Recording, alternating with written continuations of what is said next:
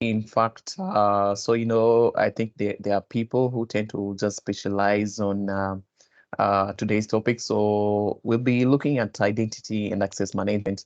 So this is not only in cloud, but also in a traditional setup. And whenever I talk of traditional setup, just think of it as the on-premises environment, like we are conventionally used to. So identity and access management continues to be a very important um, uh, uh, environment to just put most of your focus on when it comes to ensuring security within any environment, be it at a job environment, be it even back at home. You want to ensure who can see what and who cannot see what. So it's an interesting topic. You'll have to excuse my slide here because it says week 8. That would be edited. Anyway, as for the agenda for today, we have a couple of them, but they're not really exhaustive. So identity and access management is just quite expansive, and you need to learn more probably on your own to figure out what it really entails. Anyway, as for the agenda, on the top of the list, number one agenda is that at the end of this session, at least, uh, you as a participant you should be able to examine identity and access management concepts, including authentication, authorization, MFA, or in other words, multi-factor authentication, zero trust, and accounting. The next item is that you should be able to implement security measures to protect groups in Microsoft Entra ID, ensuring proper access control and group management. The next item is that you should be able to make informed recommendations on when to use external identities and how to securely manage them. Then you should also be able to implement security measures to protect external identities, maintain confidentiality and integrity as well. And finally, um, on the agenda list is that you should be able to implement Microsoft Entra ID protection to proactively identify and respond to identity-related security threats and vulnerabilities. So, uh, like I pointed out earlier, this is not an exhaustive list of what is there to be known or learned in terms of identity and access management. You'll come across identity and access management in AWS as well. So um, I find it easier for me in my approach. I find it easier to make use of the knowledge that you gain from Microsoft Azure and try to map that knowledge on a platform like AWS. Because one thing you'll notice about Microsoft Azure is that it is quite I'm about to say overwhelming to understand Microsoft Azure. But anyway, once you get the gist of it and just understand what Microsoft Azure has to offer, then it will be easier for you to understand an environment like AWS because when you compare the two, you'll notice that AWS is a bit, I'll say it's a bit simplified because it's not that complicated as Microsoft Azure is. Anyway, that's why we'll try to deliver that knowledge of Microsoft Azure. Then once you understand things like users, groups, roles, policies, when you migrate to AWS, even on your own, you'll notice that the concept still cuts across. There's only slight changes on how things are implemented, but the important thing here is to understand the concept. Anyway, talking of concepts, let's look at some concepts that are related to identity and access management. So, in Microsoft Azure, you come across what you call Microsoft Entra ID. So, for some of you, you might have already interacted with Microsoft Azure environment before, and the name that could be ringing in your mind right now is Microsoft. It's actually Azure AD. So previously, Microsoft Entra ID used to be termed as or used to be called Azure AD or Azure Active Directory. And when we talk of AD, Active Directory, you can as well think of the Active Directory domain services that run on premises. So, when for those who have tried it, installing a Windows server, then making that server to be Active Directory. So that's all whole management thing, because an AD is really there to help you manage your users and maybe the devices that are there. So that's management concept that AD offers you, an Active Directory offers you, is the same, more or less the same thing that you can try to think of, but now in cloud. Uh, when it comes to Microsoft, the Azure AD, which currently is actually called Microsoft Enter ID. So Microsoft Enter ID is just an Active Directory, kind of like an Active Directory in cloud. So uh, what is Microsoft Enter ID itself? You'll notice that this is an identity provider. And when we talk of an identity provider, the thing here is that Microsoft Enter ID will be used to authenticate users in most cases. And other than authenticating users, of course, you have to mind the triple A idea. So you have to authenticate, you have to authorize, and eventually you have to take in the accounting part of things as well. So authentication basically is you validating a user who requires access to a given resource. So you have to verify that this is the actual the right user that has the has the right authorization to access a given resource. Then after that, after the authentication, you authorize what can they use to do on that resource? Can they delete it? Can they create it? Can they read files on it and such things? Then other than that, there is the other part, which is to do with accounting. Accounting, you can just think of it as in that concept of audit. So you want to collect logs, things like logs, those records that basically whatever events were done by the user, that user was authenticated previously, whatever events they did on that resource, you want to make sure that those events are recorded. And that is basically what you call accounting. So it is important because maybe eventually an incident occurs. So it's those records that you had gathered before. That's what you'll use to do your investigation. And I think you've seen this even in in policing. So you want to go back to whatever records are there, do your investigation and see what really caused this issue, and maybe who can we point out uh, as the one who caused it.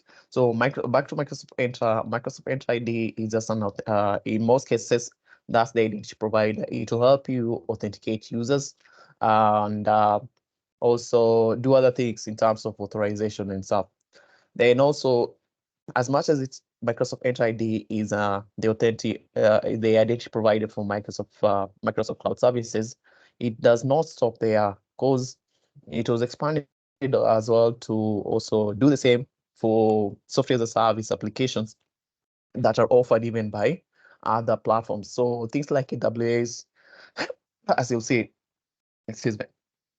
So you may be having your software as a service application, maybe on premises or in other cloud provider environment.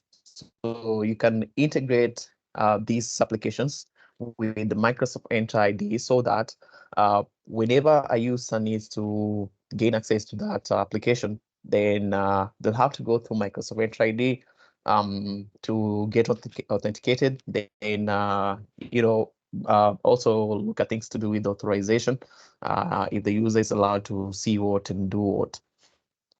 So generally, the applications or the SaaS applications. Column here, the first column.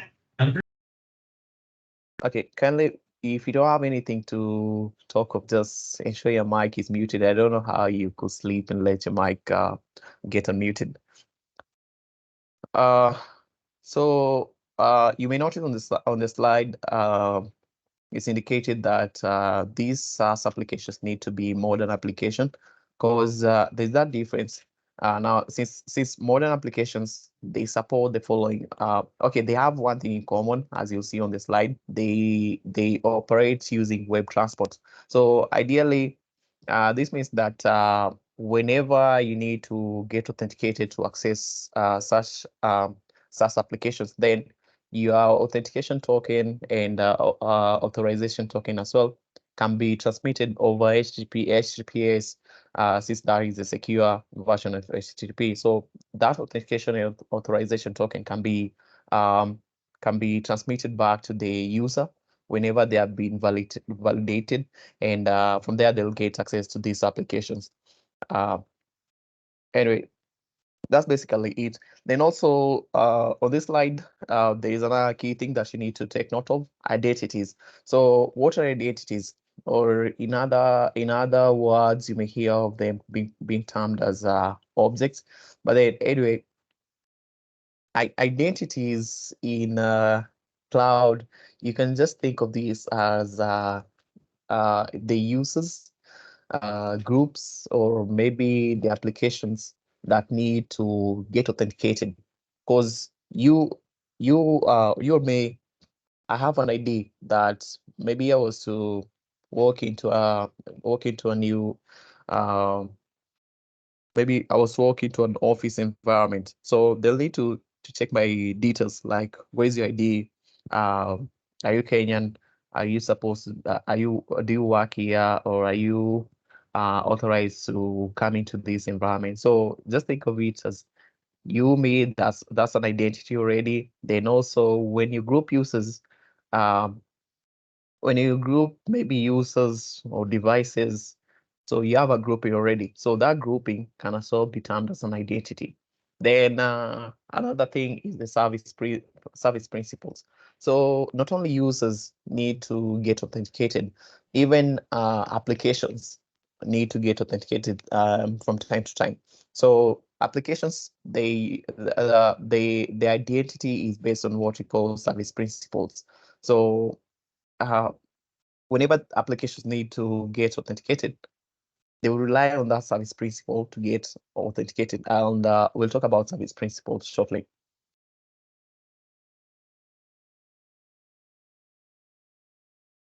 So this is just a pictorial view of Microsoft Entra ID. Previously, it used to be called Azure Active Directory. So uh, what was what I was just illustrate here is that in case this is how maybe you can link your on-premises environment, actually on-premises applications, other business applications, external IDs, cloud applications as well. So just integrate. You can integrate all these with Microsoft Entra ID, such that in case a user needs to get authenticated, so for them to use that application, then Microsoft Entra ID will do that job for you. So another important thing to know about is licensing, because licensing is very important. The simple example I can think of when it comes to licensing is maybe to do with driver's license. So, for instance, locally, you'll notice that we have different levels, different categories of classes on a driver's license. So maybe your license to only drive Class A vehicles. Maybe your license to only drive Class B vehicles, Class C vehicles. So ideally, licensing determines what kind of maybe privileges you have in relation to something. So, for instance, driving license, if you can only drive Class B, then you're not ideally, as much as you can drive Class C, then it will be against the law for you to be caught in case you're caught driving maybe Class C or Class D vehicle. So back in Microsoft Entra ID, Microsoft also has a number of licensing for the Azure environment. So the basic one is Microsoft Entra ID free. So this is actually what you get when you sign up for something like Microsoft 365, and also you can as well you can as well sign up for a Microsoft Entra ID account, and this is the licensing you'll get. Is the basic licensing that you get, and you'll notice that it doesn't have a lot of a lot of features associated with it. So for instance, what you can do with this licensing is things like user and group management, on-premises directory synchronization. So I'll try to explain some of these. Just give me a moment.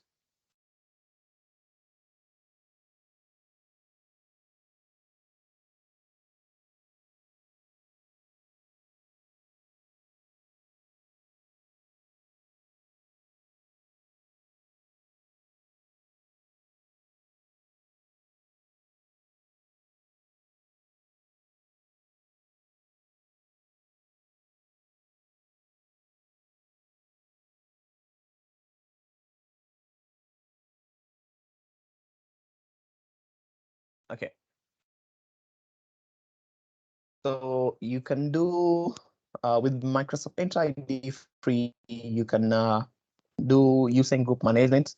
So ideally, using group management will involve things like creating users, deleting them, um, all that entails with just managing users in groups. Then on-premises directory synchronization. So this whereby you have an active directory that is there on premises, and you want to synchronize it with Microsoft Enter ID. So we have a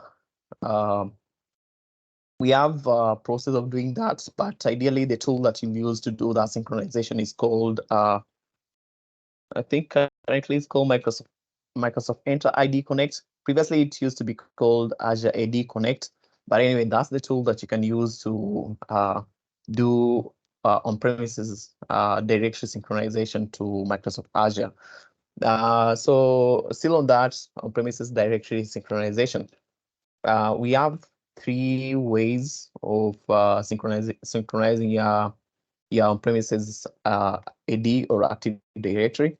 So one is through what we call password hash synchronization. And this is whereby you'll notice what happens is that you will sync your Active Directory to cloud.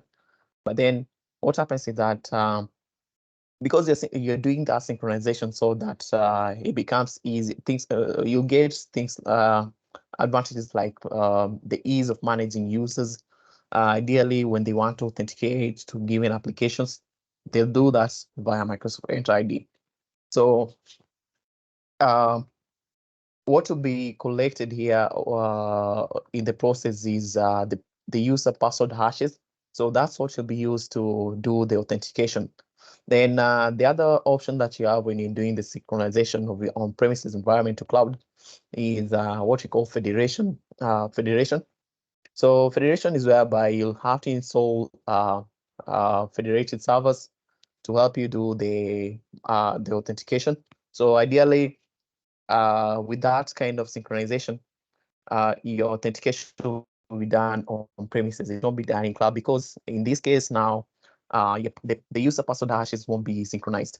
So everything, those hashes will be on premises, and you may be wondering why such a thing may happen, because maybe it's due to compliance reasons. Some of these regions or countries are just strict that you can't be storing their user data, maybe in an environment that is not under your control as an organization, or maybe maybe the cloud provider that you intend to use is operating or is registered in a different country as for instance, Microsoft, I believe it's registered under US. So there could be that clash. Then the third option that you have when it comes to Active Directory synchronization is what we call the PTA, or pass-through authentication. So pass-through authentication, in this case, you'll be doing as well. Authentication will be handled within your premises environment as well. But then let me just think of it.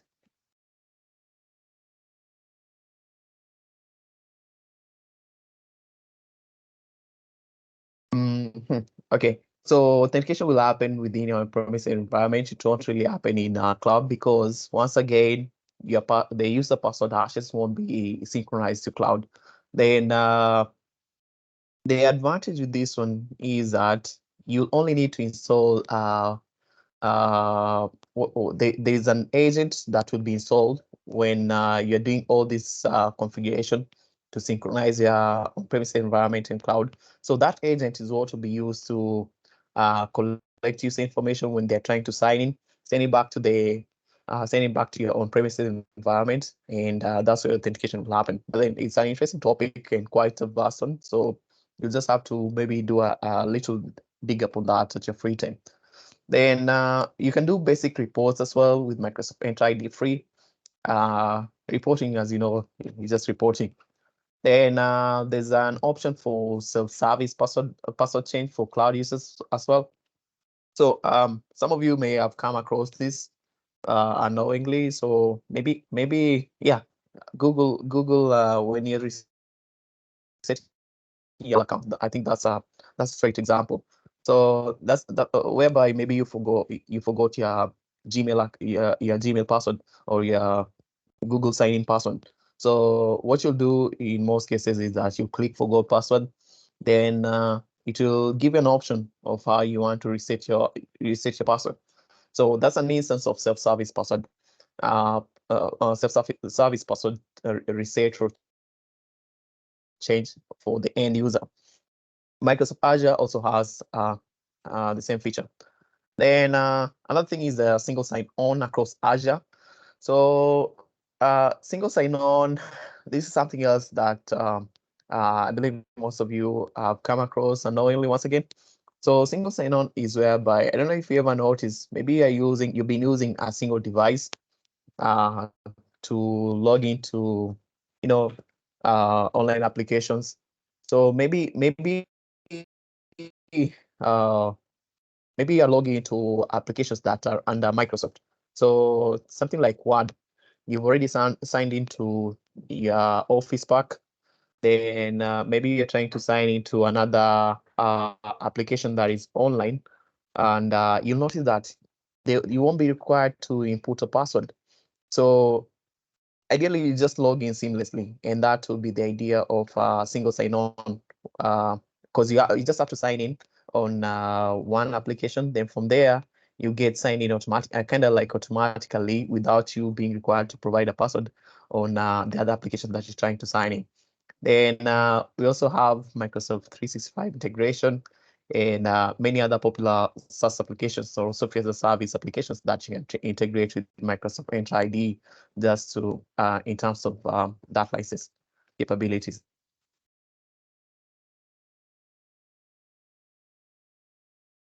So the next Microsoft Entra ID P1, and this is now not free.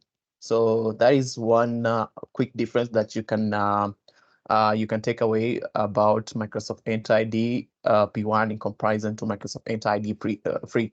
So the Entra ID P1 license is not free. You have to pay for it, but then a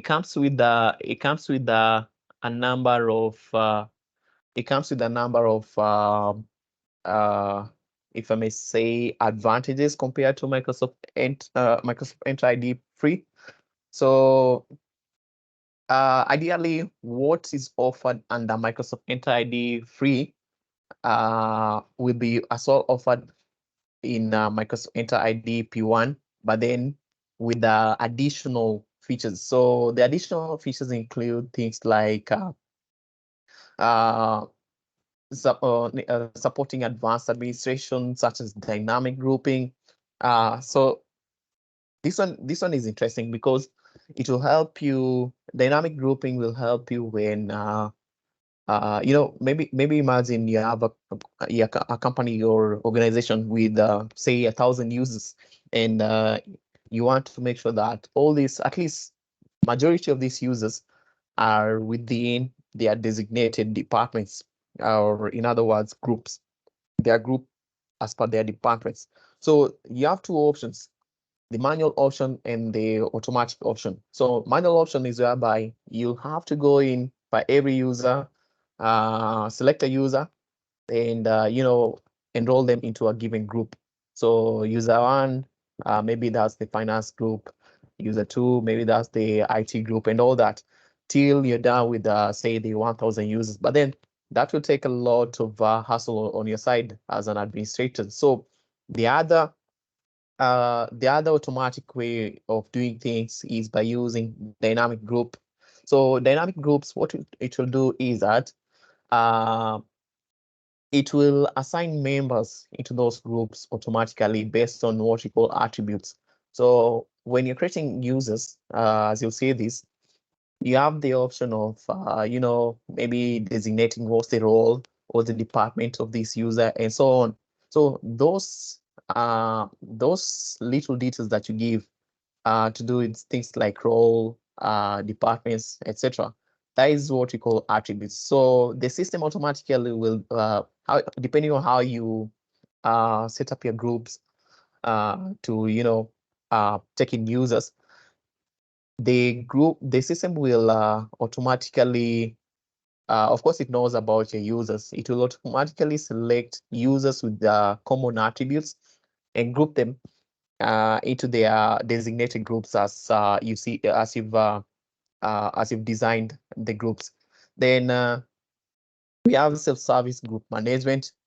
The next thing that will be offered as well under Microsoft Entra ID P1 is Microsoft Identity Management. We'll be talking about that. And cloud write back capabilities. So cloud write back capabilities, that is crucial when you've integrated your on-premises environment into Microsoft Entra ID. So as I mentioned earlier, one of the reasons as why you want to do such a thing is for the ease of management of your users and groups. So what happens is that whenever you do that synchronization, you synchronize your on-premise environment into Microsoft Entra ID. Whenever you do that, it gives you a kind of like a single pane where you can manage your users. So in case you are to delete a user, you just delete that user once on premises, and it will as well delete the user in that cloud in that cloud environment. So it will be that straightforward, but at least you don't have to delete the user on premises and go once again into the cloud environment and delete that user. So it's the same thing when maybe you're creating a user, modifying their details and so on. So the write back capabilities comes in when you're doing things like password resetting. So from time to time, of course, we tend to forget our passwords and such things. So when maybe a user has forgotten their password and you've already synced your on-premises environment into Microsoft Azure, or in other words, to be specific, Microsoft Entra ID. So once you've done that synchronization, a user has forgotten their password. What they can do is that Microsoft Entra ID will provide them with that self-service password reset option, depending on if you've set it up correctly. So once again, you can just picture this as that instance when you're trying to reset your Google account. So you'll go as the end user, you'll go ahead, reset your password without the maybe the IT administrator help. So, but then the thing is, as you reset your password, it will be mapped back into the on-premises environment. So that is what we call write back. You're writing behind the scenes, your password will be written back to the on-premises environment without the need for an IT administrator doing that. And yeah, so that's it. Then the next licensing is Microsoft Entra ID P2, or I believe that P2 is still premium. The P stands for premium.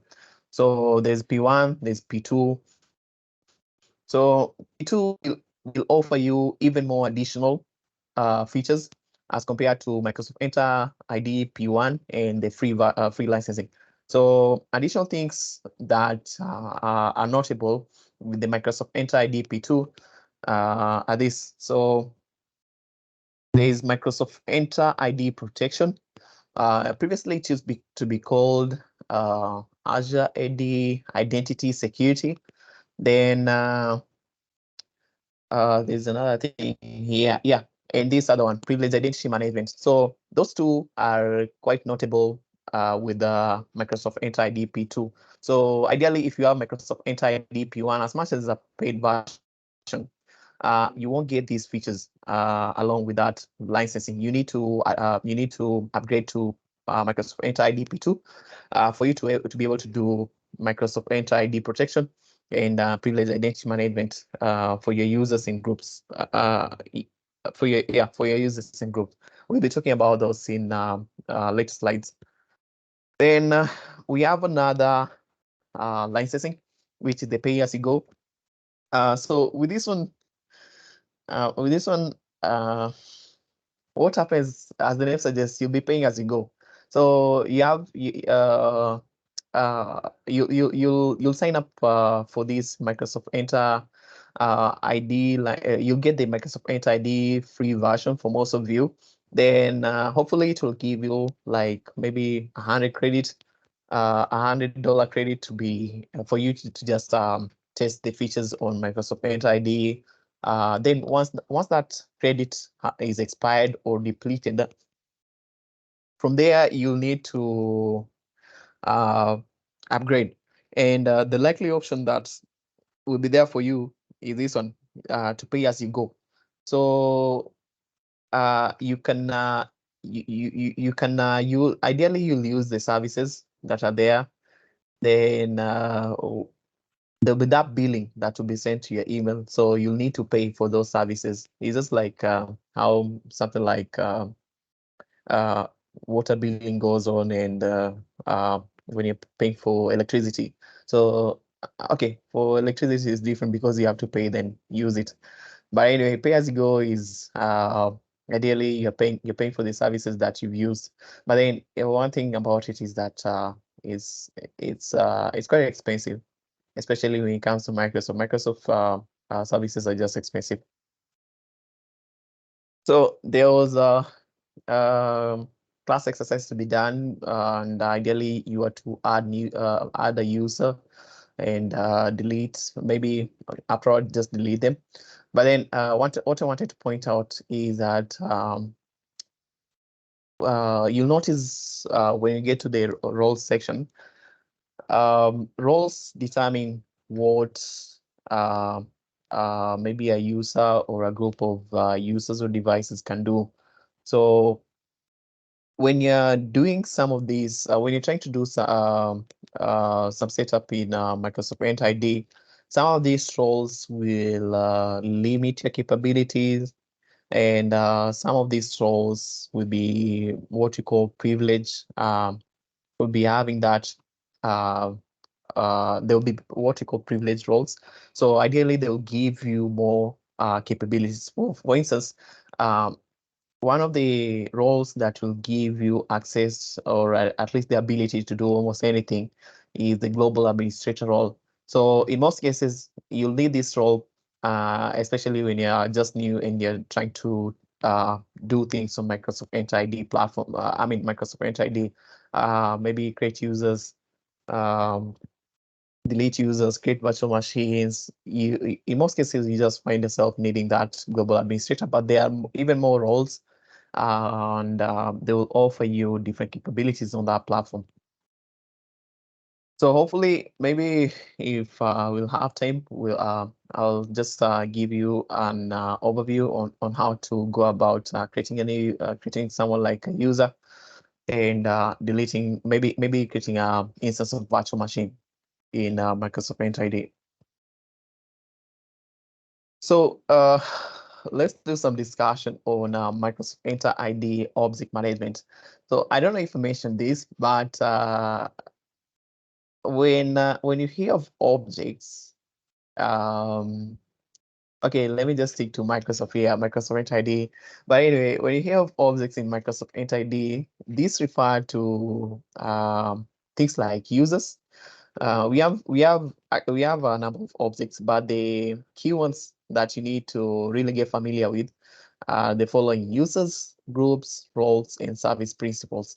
So users groups and service principles, I've briefly touched on those, but then the one thing that is new here is roles. Anyway, we'll be just we'll cover it all in the slides that follow.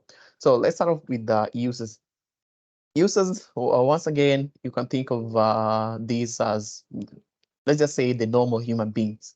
So me and you, we can be termed as users. So when you're thinking of accessing a service or ideally logging into Microsoft Azure portal, you need what you call a user account. So with these user accounts, they come uh, we have these two categories of user accounts, internal and external.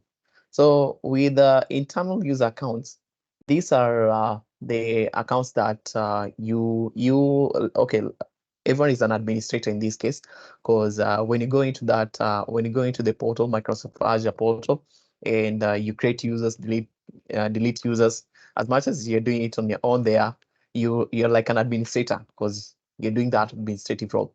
So when you as an administrator decide to create a new user on within your the provided Microsoft Enter ID tenant, then you'll be creating what we call an internal user. So that user is internal to your domain, to that tenant. Then the other version of an internal user is the users that you've synchronized from your on-premises environment. So when I was talking about you as the administrator synchronizing your on-premises environment, so you have an Active Directory running within the on-premises, and you want to link it to Microsoft Enter ID tenant, your Microsoft Enter ID tenant. So your user information will be as well kind of like replicated into Microsoft Enter ID tenant. So those user information, as much as they are from on premises, they are still taken to be internal users within that tenant, within your Microsoft Enter ID tenant. So those are the two versions of internal user accounts that you get. One, the fresh of users that you just create within Microsoft Enter ID tenant, and two, the users that you've synchronized from your on-premises environment. Then we have external user accounts. So external user accounts, this one's now are user accounts that you've invited, say, from other tenants. When you talk of tenants, think of it this way. So when let me just go back slide here. Listen. So when you go maybe signing up for a Microsoft account, there will be that behind the scenes. What will happen is that a tenant will be created for you. It's just like I think of this like maybe when you're going to rent a house, so you want to live in a given apartment for God knows how long. So your name will be termed as tenant because you're renting the house there, so you become a tenant there. So it's the same thing here. You create an account, and within Microsoft Enter ID or previously Azure Active Directory, a tenant, there'll be that tenant account that will be created for you. So it goes on for everyone else who has an account in I believe in under Microsoft. So you'll get that tenant account. It will be there for you behind the scenes. So sorry. Yeah. So imagine you have your account, and now you want to invite me. I also have my tenant account. I also have my user account under a different tenant, and you want to invite me into your domain or into your tenant. So by you inviting me, what will happen is I'll become an external. My account will become an external user account within your tenant or within that domain that you're having. So it's the same thing if I was to invite somebody else who's outside my tenant, they'll become their account will become an external user account. Then the other version of external user accounts is user accounts that you invite from Microsoft from other Microsoft domains, I believe. So Microsoft has a number of, when you go signing up, I remember back then when I was signing up for the first time, it offered me the option to create either an Outlook.com account or a Hotmail.com account. So I don't know if they have more currently, but then that suffix is something like Outlook.com, Hotmail.com. Those are different domains. So when you go inviting these user accounts from such domains, they become external. They are termed as or they become, in other words, external user accounts within your tenant. So with that mentioned, we have what you call UPN formats. I believe UPN is user principal names formats. But anyway, without getting too much complicated definition of UPN, a quick way to think of UPNs, just think of this as usernames. So somewhere like maybe your Google account. I believe that's the most the most easiest one for most of us to just uh, follow along with. So normally when you sign up for a for a Gmail account, then it could be something like jindo@gmail.com. So that's a username already. Ideally, your email is a username. So how it goes is that you will have your alias or the name as the prefix. So prefix is just the what comes before. So at the start. So you'll have your name or the alias as the prefix. Then the suffix will be now the domain itself. So in this case, when you talk about Google, you're using maybe gmail.com. That's the domain. That's the domain that's linked to that username. So it will be something like jendo at gmail.com. So there's that @ symbol in between the prefix and the suffix. So that's the separator in this case. So for internal users, the UPN format will be alias at domain.suffix. So for instance, what you see there on screen, John at something like azurelabs.com. So that's internal users. Then for external users, it's a bit it may sound a bit cumbersome for some of you, but anyway, how it goes is that you will have, for external users, you have the alias, then followed by an underscore, then followed by the home tenant of that user. So for instance, maybe okay, I decided to put gmail.com because once again, it's easier for most of you to relate.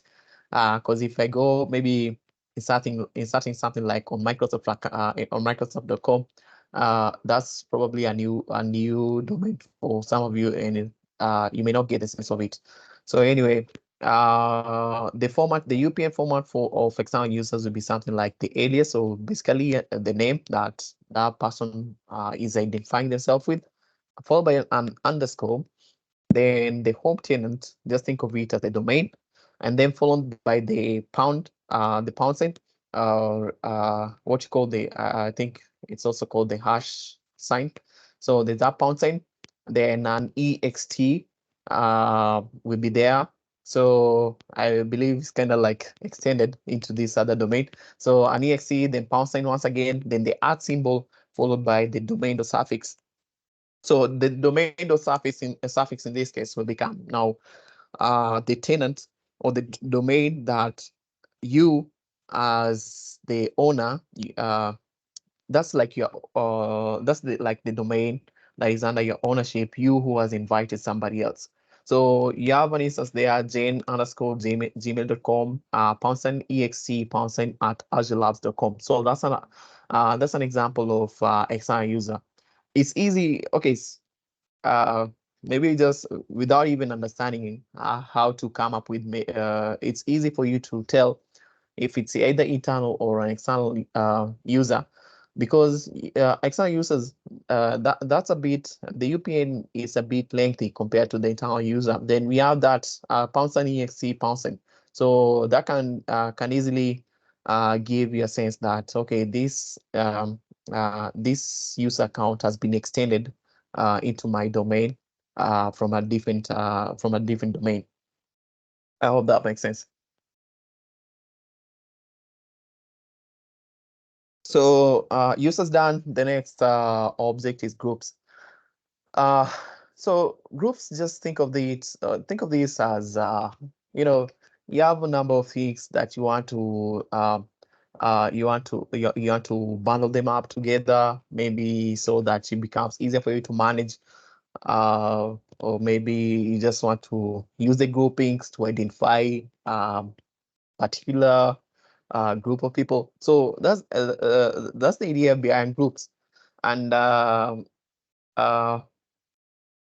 let me see for an example here.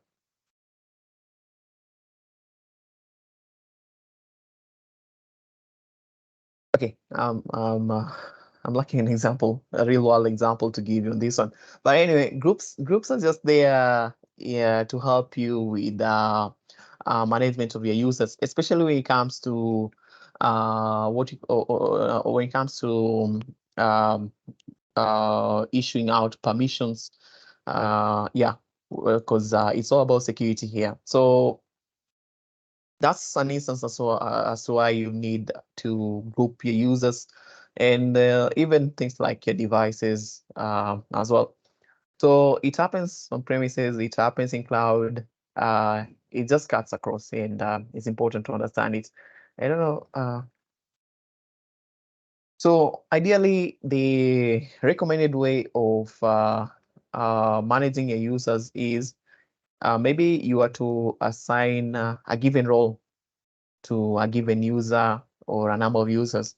What is recommended, even when you just have the Active Directory there with you on premises, is always create a group, then assign this role to that group, such that in most cases, uh, okay, um, ideally create a group, then assign whatever permission that you wanted to assign to a given user or a group of users. Assign that permission to that group, such that once that permission is assigned to the group, then you can simply add users to that group. Then what will happen is that uh, the permissions will be inherited. Those group permissions that you'd assigned before will be inherited by the users. And eventually, if maybe a user is kicked out of that company, or maybe uh, in a software, the user is dismissed, or maybe they change their departments, then what you can do is simply you can take out that user from that group and uh, allocate that user into a different group. And that way you find that it becomes easier for you to manage things like permissions and access management as well, other than you going through the trouble of maybe the HR has sent you an email as the IT administrator. We have this new employee. The employee should fit in this department. So create an account for this person in the AD. So you're there trying to come up with the name of this user, their UPN, see what permissions you assign this person. That's a lot of job. So the shortcut here is you just creating the user account, take that user account, assign it to a group, and the user will inherit permissions that have been assigned to that group. So it makes your life as an administrator easy. Sorry. So on groups, we have two types of groups. We have security groups and we have Microsoft 365 groups. So there's a lot of text on screen. But anyway, I'll give you my understanding on this one. Security groups.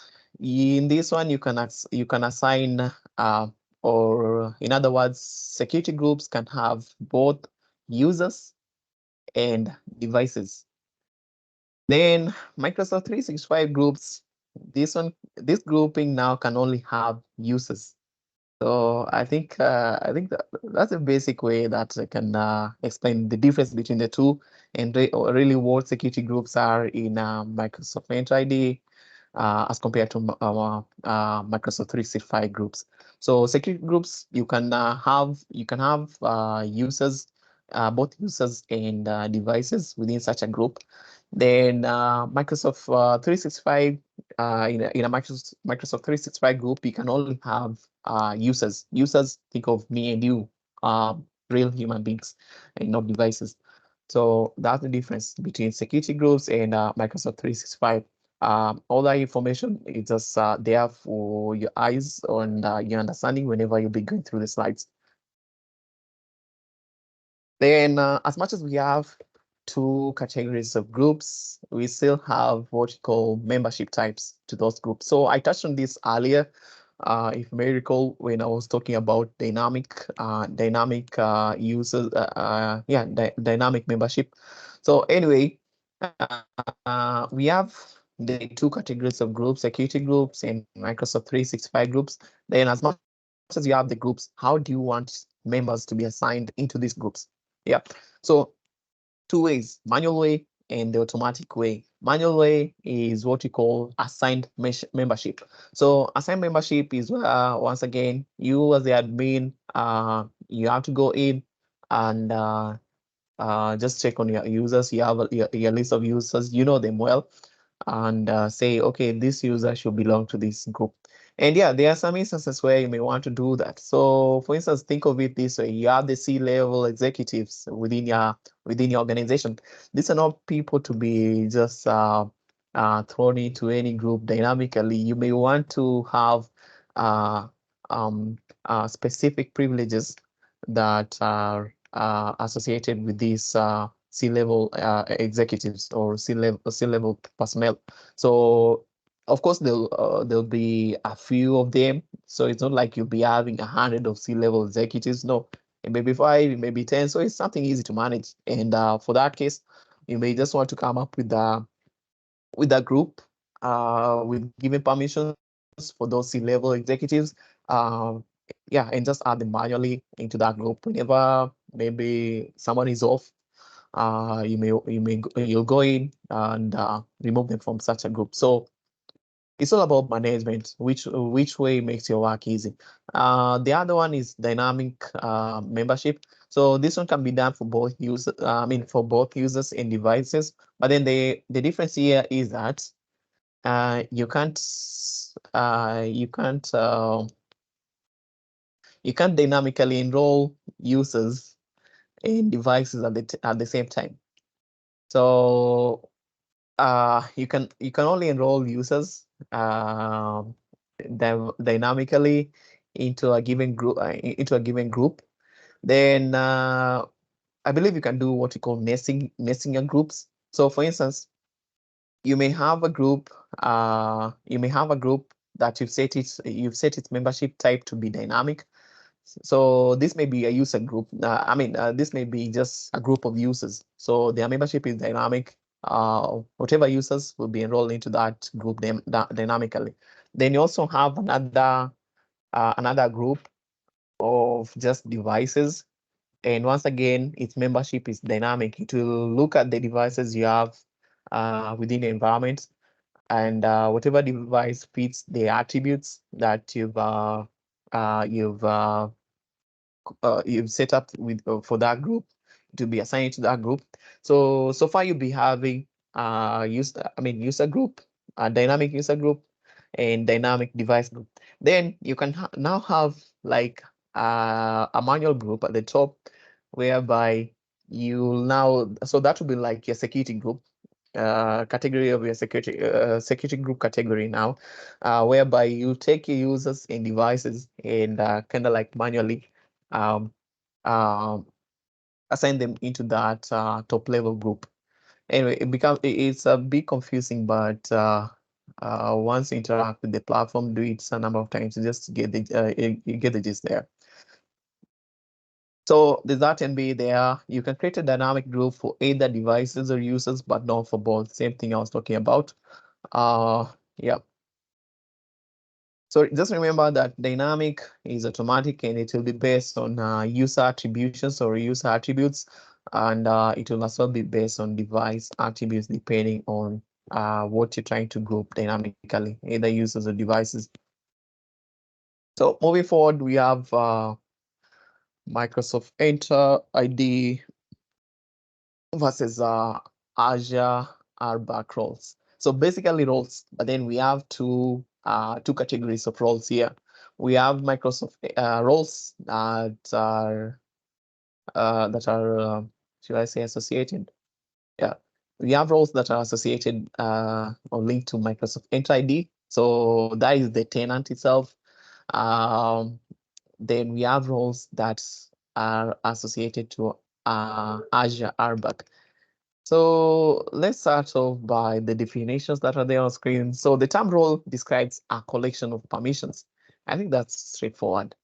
Then permission describes an action that can be performed on a resource such as read, write, and delete. So for Linux users in the house, I believe you can relate to that one when you're viewing file permissions and you can see that you have that RWX. So those are permissions: read, write, execute on that file when it comes to maybe a Linux environment.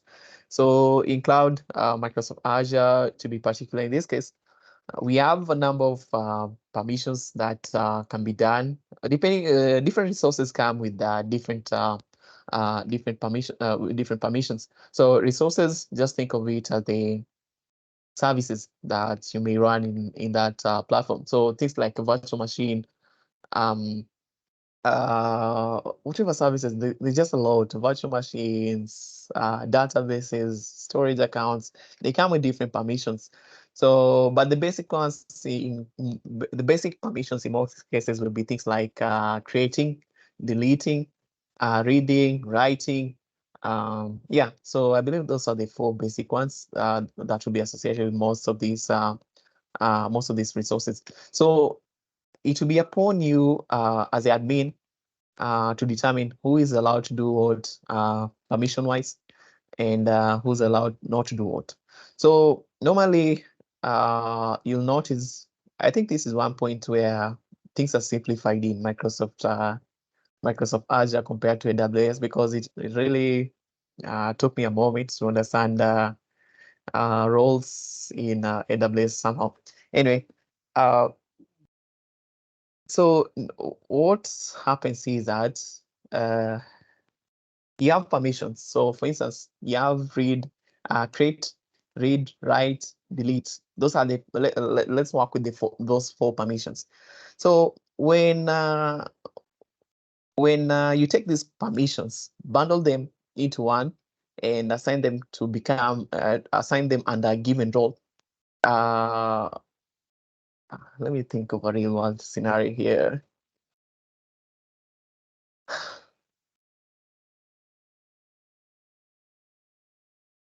Mhm. Anyway, maybe let's think of a father in this case. I don't know what a father will do, but anyway, let me think of someone like a father in this case. So what a father can do, and this will be now like our permissions. So a father can is required to go to work, and for the family. A father maybe will be required to, when he go back to the old days, maybe he'll be the one to build a house, such a thing. And maybe let's add another role, like the father is the one to take you to school, right? So when you all these things that a father can do is what makes him a father in our case here. They are supposed to they can go to work, they can take you as a child to school, they can build a house where you'll be living um, as a family. So those are the roles of a father in our case. So with all those three roles combined, that's what makes a father become a father. Yeah. Then once you think of maybe another role, maybe a kid. So we have a role called a kid. A kid now is will be doing things like maybe washing utensils. They need to go to school. Um, what else? They need to help with some house chores as well. So those things that someone can do, you can bundle them up and give them a role. So you have permissions, bundle permissions together, they become a role. Just like what I'm telling you, father can do this and that. So it is those roles you bundle I mean, it is those permissions you bundle those permissions, then they become a role, which in our case, our role is a father or a kid. So it's the same thing here. You have the create, read, write, and delete. You may choose to create. You may choose to bundle these permissions and call it like the owner role in our case. So the owner, ideally, if you have that owner role, because this something you'll notice about the roles is that it is these roles that will be assigned now to your users. Because by you creating users in groups and not assigning them roles, then they'll just be there. They won't be able to do anything. They basically they won't have access to your resources, uh, unless there's some default permissions that come assigned for newly created users and groups. But in most cases, they won't have your users and groups won't have access to any resource until you assign roles to them. So underneath roles, these roles will be having different permissions, and permissions just what you can do on a resource. So I was talking about the owner role. In our case, let's think of the owner role as a role that is permitted to create, read, write, and delete a given resource. Then you can come up with another common role is something like a contributor role. So with a contributor role, you find that maybe one of the permissions is taken away.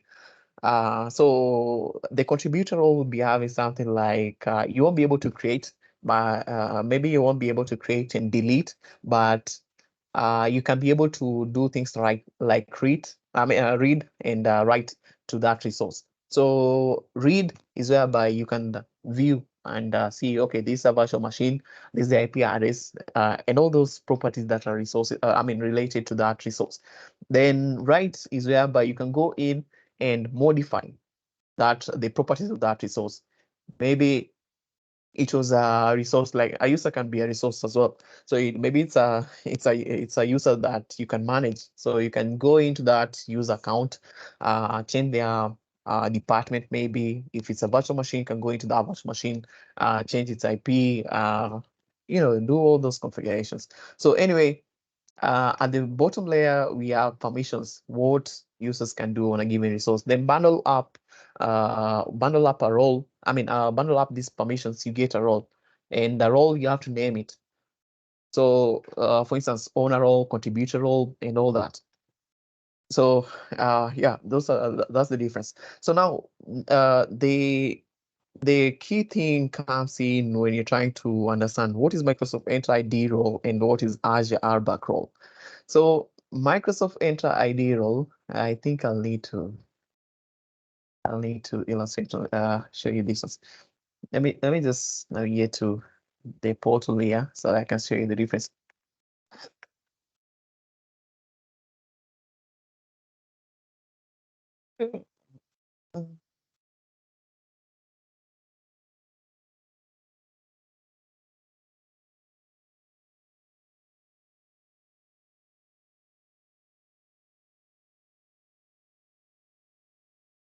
Okay, so I'll share my screen.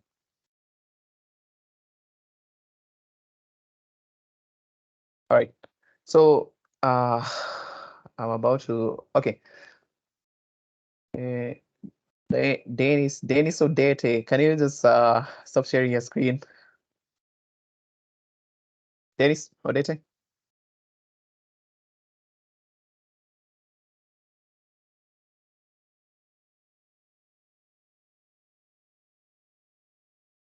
Okay.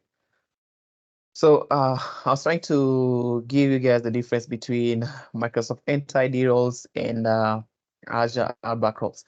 So the difference here is that Microsoft Enter ID roles, these are roles that give you permissions to do things on Microsoft Enter ID, or in other words, do things on that Azure AD, Azure Active Directory. So, for instance, you being able to create uses on that or within the Microsoft Enter ID, you being able to create things like virtual machines, delete the very users, delete the very virtual machines. Those are tied to Microsoft Enter ID roles. Then we have our back role. Our back roles are now uh, we can just think of these as resource-based roles. So whatever resource you're coming up with, so things like virtual machines, things like databases, storage accounts, um, those are what you call resources. So under every resource, you notice that I don't think I have a resource here. I deleted everything, but hopefully I'll show you. So under those resources, you'll notice that we have this section on the left side. It will be indicated the identity and access management in bracket IAM.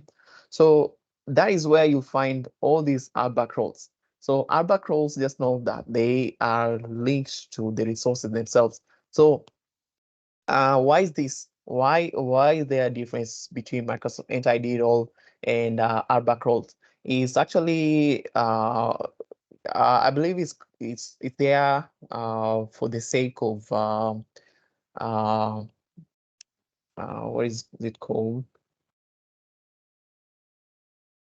It's like separation of roles. I forgot the name exactly, but it's some sort of security principle whereby you could be the owner of a given house, but maybe the owner of a data center. But being the owner of a data center does not give you the permission to go into maybe it's a co-location data center and you're having people who have rented that spaces within your data center to run their servers and whatever services they're running there. So you being the owner, it doesn't give you the permission to go into that data center and be able to, I'm the boss here. I can go into your server and see what you're running. No. So there's that separation of duty, separation of kind of like duty. I forgot the name, the exact name. So, but that's the concept. You can have Microsoft Enter ID role, but if you don't have the ABAC roles, then you won't be able to interact with that resource. The same way you can have ABAC roles, but you don't have the right Microsoft Enter ID roles. So there's that separation there. I will show you the Microsoft Enter ID roles. So where is it? When you log into the portal, Microsoft Azure portal, and okay, let me just show it to you. So what you'll need to get is a Microsoft Enter ID. Previously, once again, it used to be called Azure AD. So you want to you can search. You can use the search bar at the top here, or you can use these three. I think they're called ellipses. So you can use the ellipsis button there, and just scroll down. There should be this option, Microsoft Enter ID. It's always there. And once you click there, there's this option here on the left side of the screen, Microsoft, roles in the administrators. So those are all, at least the default ones that come with almost every account that you sign up for freely. Um, so these are the default roles that you'll get. So you can see we have the application administrator, application developer. So something else that you can do is just okay, something like, let me just pick on any. You can see my role here. I'm the global administrator, at least within this tenant. So if I get into your tenant, or maybe you've invited me over to your tenant, then I'll be having a whole different role to play there, depending on what you assign me.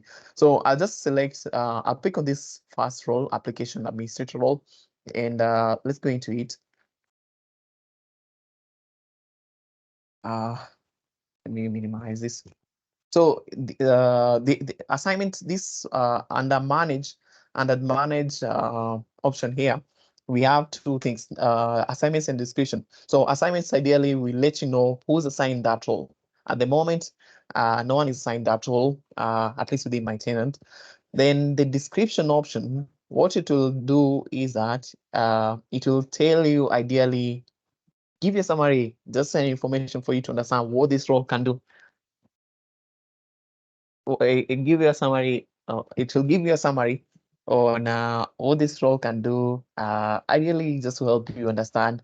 Like say, when you have a role called a father, maybe somebody else doesn't know what a father can do. So you have a description of who's a father, what can they do, and all that. So it's the same thing here.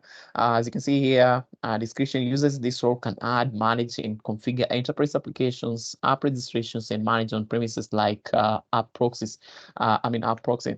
So then the permissions within this role, this is the role permission. So you can see that we have the first permission there. Ideally, manage admin consent, request policies, Microsoft Enter ID, create all types of applications, blah blah blah. But anyway, these are all the permissions that are bundled up under these given role. Some roles will be having a lot of permissions. Some roles will be having just a few of them. Let me show you a global administrator role because that's the one I'm under. So this is it. And now if you check under assignment, we have a number of people assigned to this role. So for instance, we have that user, then we have my account there that I'm using. And the description should give you more, same thing, but different description. Ideally to just give you a summary on who's a global administrator in this case. Then also you have the option of you coming up with your own custom role. So at the moment, because of my licensing on this account, some of these features, as you may notice, they are grayed off, so I can't use them. But anyway, if you were to come up with the custom role, this is your go-to option. You can see that we have the plus button, new custom role. So you just need to click on that. Then you go ahead to define what permissions are enveloped under that role, give a role description, and so on. So the same thing is on the previous two roles. So defaultly, we have roles that come with the platform. Then you as the administrator, you can come up with your own custom roles. And then here, let me see if we have.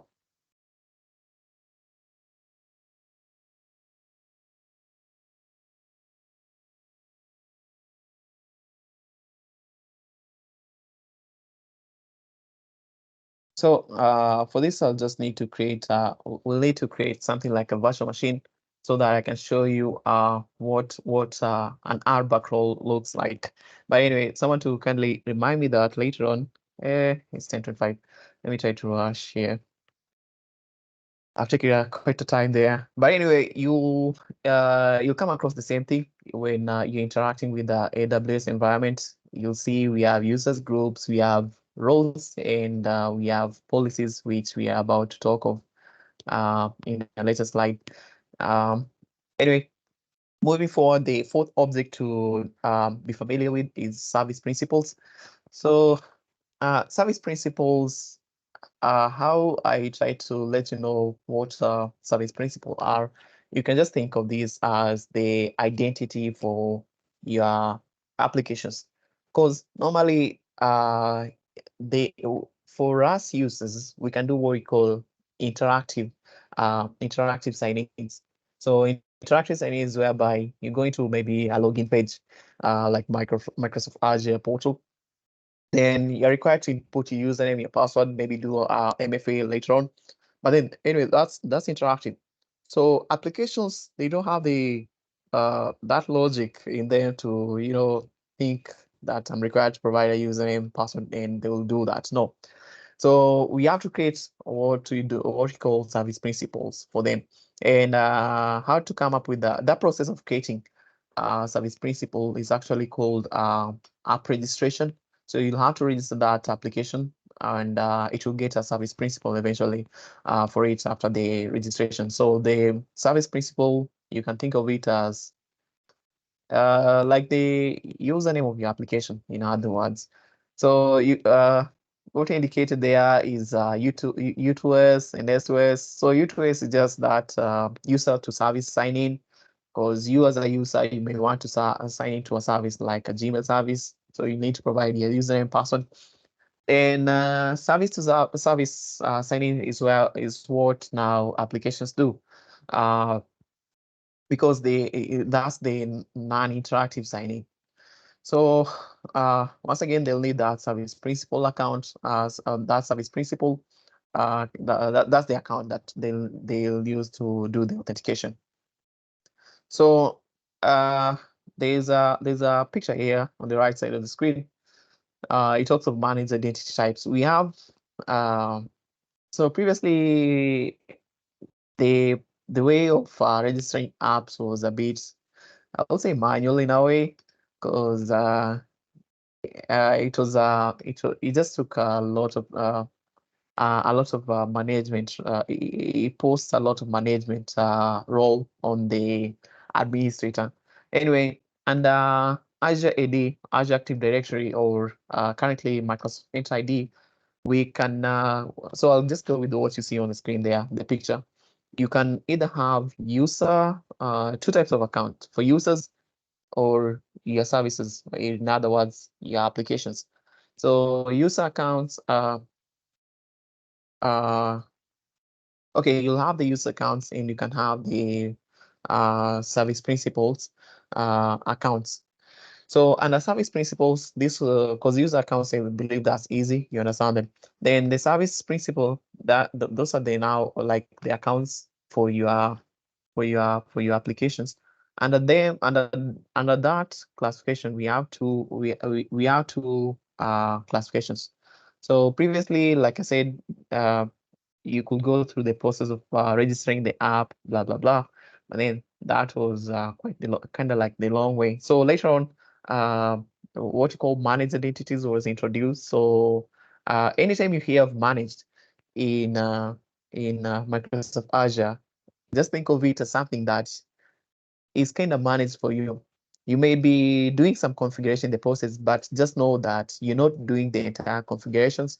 They almost like half the portion that you were supposed to be doing has been handled for you by Microsoft. So hence the name managed. So you may hear of, for instance, here, managed identities, managed services, and all that. So under service principles, you have the manual way of doing it, app registration, and you have the kind of like improved way of doing it through managed identities. Under managed identities, we still have two more classifications. So you can have user-assigned managed identities and system-assigned managed identities. So ideally, you're trying to give an identity or this service principal account to your application.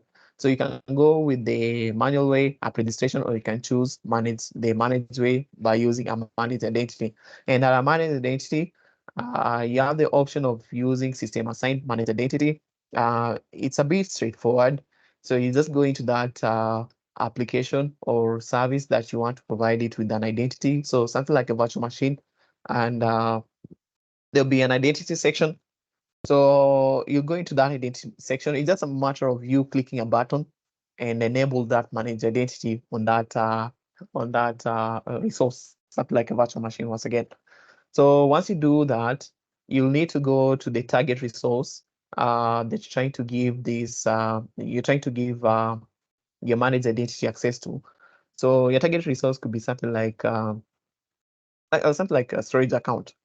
So within that target resource, you go into that identity and access management.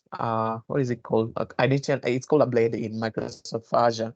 So you go into that you go into that identity and access management blade, and now assign permissions for that managed identity that you had created earlier. This will all make sense when maybe we're doing it practically. Then use the same management. It's still managed, but it's still a managed identity, but you have to kind of go um, follow a longer way of doing things. So you start by creating an identity. that you want it to be assigned to your resources. Once you create the identity, you go into the resource that you want to grant. You want that resource to be granted the identity, something like a virtual machine once again. So you assign the virtual machine this identity, managed identity that you've created. Then the next step will be to go to the target resource, something like a storage account once again. And within the storage account now, allow permission for this managed identity to be able to access that storage account. Yeah.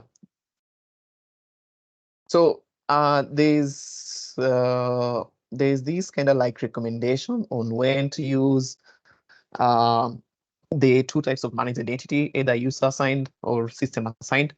So for instance, if your infrastructure requires that multiple resources require access to the same resources, then you should go ahead and use a single user assigned identity. Then if you require that each resource has its own identity or have resources that require a unique set of permissions and want the identity to be deleted as the resource is deleted, then you should use a system assigned identity. Of course, there are some advantages and disadvantages. I forgot to talk about them. But anyway, one thing about when it comes to the advantages and disadvantages of these two managed identities, you'll notice that user or is it system assigned managed identities, they are what you call coupled by the resource itself. So that resource that is using that identity, so a resource could be the virtual machine. So this virtual machine could be using the system assigned managed identity. So the idea here is that the identity is coupled to that VM. So whenever you delete the VM, then automatically the identity will be deleted as well with that VM. But then this is kind of like the opposite when it comes to user assigned managed identity. Remember, user assigned managed identity, you create it separately, then you go to a given resource like a virtual machine and assign it to that identity. So as you may notice already, when in this case now, when you're using user assigned managed identity, in case you delete that something like a virtual machine that was using this user assigned managed identity. Once you delete that virtual machine, then you still have your user assigned managed identity in place, such that you can assign it to another resource that you're trying to work with. And this table here just gives you some scenario or use cases of user. It's a long chart. I just took a portion of it. But what you'll notice is that user assigned identity is kind of like the prevalent option. So it's more preferred in most cases because it's easy to work with compared to system assigned managed identity. Anyway, you can go through this later on. It's pretty straightforward based on the explanation that we have on the table there. So okay, let's talk of Microsoft Enter ID protection. So previously, like I told you, Microsoft Enter ID protection used to be called Azure AD Identity Security. So there was that changes that Microsoft did on some of the service names. So things changed, and it was a bit confusing. It may be a bit confusing because you come across books that were written maybe back in 2021, 2022, 2023.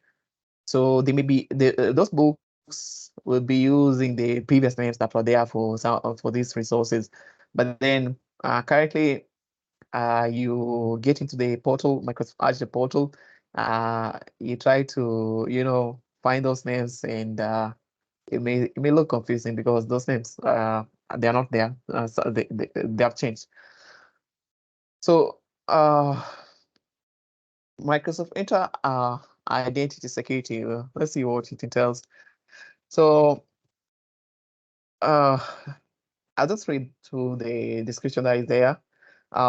So the previous slides focused on managing Microsoft Enter identities. So your users, your groups, your service principals, how do you manage them, creating them, deleting them, bundle them into a given group, and so on. So that is managing. Then we have to now focus on securing these identities. And we have a number of features that Microsoft Enter ID can help us with when it comes to securing these identities. So the number one feature that we can use is Microsoft Enter password protection. So password protection, this one you've come across without you noticing. So there are those instances when you are to create a password, even if it's a new account. So you go there signing up for a new account.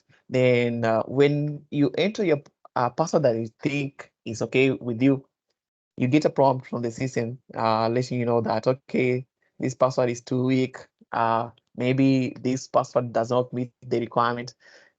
So there's that there's that layer of protection behind the scene happening. Ideally, the administrator has set up the password. Maybe there's this password criteria to be fulfilled before you're allowed to use a given password. Maybe your password should be like 8 characters long. It should be alphanumeric. You should use symbols.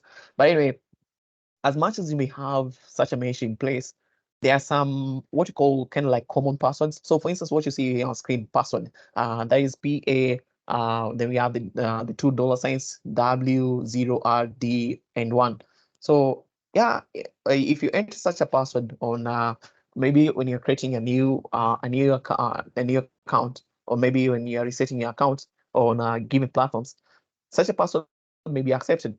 But then what you need to understand is that this is taken as a common password because uh, people out there and even tools, they just associate such passwords with the common password. So common passwords, what can they can do is that people can do what you call password spraying attacks, whereby you are trying to you have your a common password there, and you're trying to go through maybe within a given domain. You got the usernames, so you're just trying to see you're trying to test like this username, let me use this password. You have this common password that you'll be using against almost all accounts that you have on that domain. So maybe you want to start with the IT administrator account, and just try a common password like this one on screen, password 1, and see, will this log me in? Go to the next user. So that's a kind of password spraying attack. And yeah, sometimes it works because people are, some people are just convey, I just have the tendency of using these common passwords because maybe they find it's easy to recall as much as it's strong, but it's common, so it makes it's vulnerable to attacks. So how to avoid these? Microsoft Entra ID password protection has some functionalities that we can use to avoid our users from using such common passwords. So number one on the list is that we can implement what we call global ban password list. So global ban password list, actually this one you don't need to implement. So it will be implemented defaultly for you as a Microsoft Entra ID user. So what you need to know about it is that this is a password list that Microsoft, the Microsoft personnel, the security personnel come up with, and it will be there within the system. So ideally, it will. You cannot disable it. I don't think you can disable it. But it will as well be there running defaultly. So whenever you try to enter a password that is within this global banned password list, then that password will be rejected. And then the other option is to implement you as the IT administrator now to implement custom banned password list. So in this case, you'll be coming up with your own custom list of maybe such passwords like what you see on screen, password 1. So you can come up with such passwords and say that my users because you're the one who's in charge now as the administrator. You say that your users are not allowed to use such password, password one, admin, whatever password you will come across, you will come. I mean, will just hit your mind or pop up in your mind. Then the other thing that you need to understand about this custom banned password is that you may enter. Okay, you may enter. I'll need you guys to let me know if you can see whatever I'm trying to scribble on screen. Can you see that password?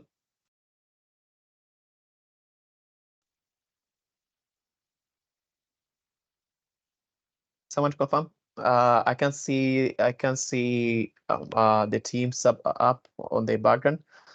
So if it's a confirmation, just We can shout see it it. out. Okay, thank you. So with the custom band password, you'll come up with a list of something like maybe the first word on your list will be password. The other word will be maybe admin, right? So admin is ADMIN. So you keep on, you just come up with that list. Then what the platform will do for you is that it will come up with variations of this password. So for instance, it will check on the list and see that you have this password as a banned password. So a variation of this password will be something like this one. So it will be still P. Then where there's A, some people tend to put the @ symbol where there's A. Then where there's S, some people may put $2. Then W, where there's O, people will likely put 0 RD. So these are variation of this password, the password name on your list. So the system will do it automatically for you, such that as much as this is what you input, the password is what you input, then even a variation of that name will not be allowed to be used on the platform as a user password. Then the same thing will happen with this second admin password. So admin, it will make a variation of maybe even the lowercase a, D, M, where there's I plus one, and so that will be a variation of admin, and that will as well be banned. So that's something you need to understand about how these banned password list works. So the global banned password list is implemented even within the free licensing that you get of Microsoft Enter ID. But then with the custom banned password list, you need to have at least the P1 license. Uh, then another thing about the custom banned password, you can come up with a maximum of 1,000, with the maximum of 1,000 entries of the passwords that are banned. Then the other thing here that you notice is the Active Directory Domain Services integration. So you may be wondering what's that. Um, Remember when I talked about the IT administrator synchronizing their on-premises environment with their Microsoft Enter ID tenants that they have?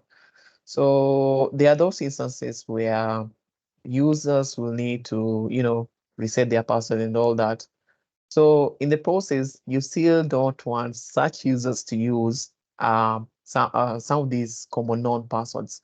So what happens is that you can extend this functionality to your on-premises environment such that as much as maybe users within your on-premises environment will be creating or resetting their passwords, they still won't be able to use any passwords that is there within the global or custom banned password list. I hope that makes sense. So how to locate it is you go into once you log into Microsoft Azure portal. Okay, let me just show it to you. Anyway, this is the path. This part on the top here will always show you the path in Microsoft Azure portal. So for instance, this thing from the home tab, go to your domain, then the security, then under security authentication methods, then that's where you'll come across password protection. Let me just show it to you. Okay. So let's go back to the home tab, the home page. Then once again, we go to we'll go into Microsoft Enter ID because that's like where our tenant is. Then you need to, by the way, this is the tool I was telling you guys about, Microsoft Entra Connect. This is what you use to synchronize your on-premises environment with the Microsoft Entra ID. So what we want is going to security. Then under security, you want to go into authentication methods. Then under authentication methods, you go into password protection. So it's under this blade. Oh, okay, the whatever you see here, let me just highlight it. This whole portion in red. Sorry, uh, this whole portion in red where I've kind of like cropped the bracket, the red bracket. This whole portion is what you call a blade in Microsoft Azure. So whenever you hear of a blade, just take it as the page that you see. So password under password protection, you can see that we have these options here. And really, this is the place where you come and input your custom band password list. Then we have another number of options like say custom smart lockouts or lockout threshold. So lockout duration in seconds. These are just configurations to be done with relation to maybe let me see. So for instance, like local duration is when maybe you're trying to log into, I believe it's when you're trying to log in, then you have input the wrong password.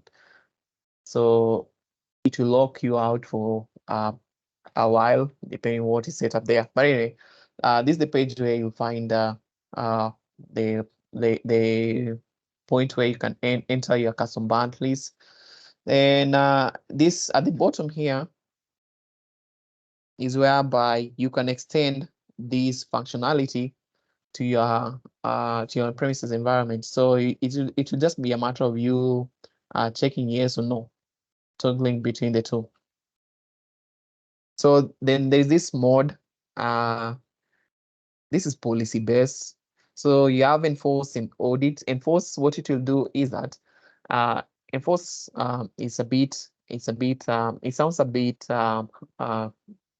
it sounds a bit harsh. So what it will do is that it will check on the existing users and see if someone is using a password that is within the global band password and the custom band password. So if there is such a user using such a password, what it will do is that it will force them to reset their password. Then the audits mode, what it will do is that it will just give you a report, because after all it's auditing. So it will be like okay, I've seen the user so and so, they are using this password that is there in your global band password or the custom band password. Now it will be up to you to decide what to do based on that reporting. But anyway, it won't force the user to reset their password. Uh, anyway, so secure Microsoft Entra ID users with MFA. So we are still on Microsoft Entra ID identity security. So the first option that we have when it comes to protecting our identities in Microsoft Entra ID is implementing Microsoft Entra password protection. Then the second option is securing basically using MFA. So about MFA, as you know it already, is whereby user is challenged to provide something else to when they are doing the authentication. So not only the username password, but this could be maybe using an authenticator app to confirm that this is really you as the user. Uh, so we have two ways of enabling or implementing MFA in Microsoft Azure. One is enable MFA by changing a user set, or what we call per user MFA. So this what it will do is that the challenge with this one now is whenever a user signs in I believe this whenever they sign in with the new application, they'll be required uh, is it signing in with a new or to a new application? But anyway, there will be that tendency of the user being prompted to, authenticate themselves once again, provide MFA, of which this won't be a good user experience, because you can imagine you're trying to sign into a given application, which is linked to Microsoft Enter ID. And there goes the prompt. You need to sign in, provide MFA.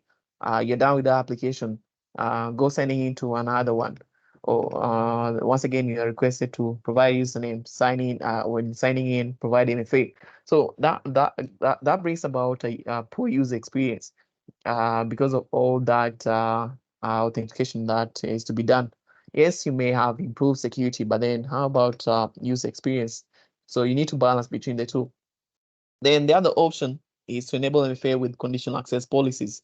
So a lot of systems, this is what they try to implement, MFA based on conditional access policies. So ideally, the policies, what these policies will do is that it will try to check on what you call, maybe look at you're a user here, but then where are you trying to sign in from? Maybe you've changed your location. Previously, you used to sign in from Nairobi, then you're there trying to sign in from Uganda. So platform such that in case a user is signing in outside the office environment, then they need to provide MFA. But then if you're signing in within the office environment, then it's okay. You don't need to provide MFA because a lot of times, and it's also typical, you find that the internal environment within almost every other organization is always kind of like trusted, which is a risk already. But anyway, that's the difference. Per user MFA and MFA through conditional access policies. So I was too sure. I thought there was a screenshot here. Then there's this other option, implementing conditional access policies. So this is also kind of like what I've been talking about in when considering on how or considering how to implement MFA, because in this case as well, you'll be dealing with conditional access. You'll be dealing with policies. So depending on the uh, uh, so conditions is like, maybe you are supposed to be within this location once again for you to be able to sign in. So basically, what's there to be told to talk about? Yeah, policies.